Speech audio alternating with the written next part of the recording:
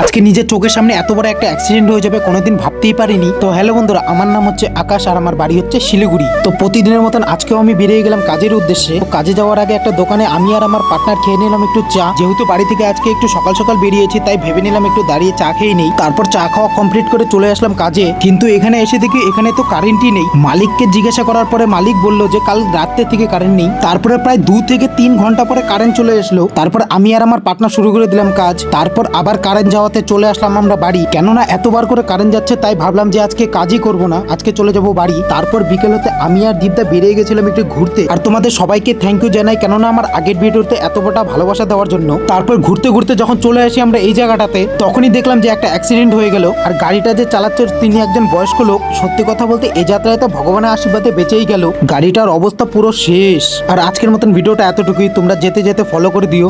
By.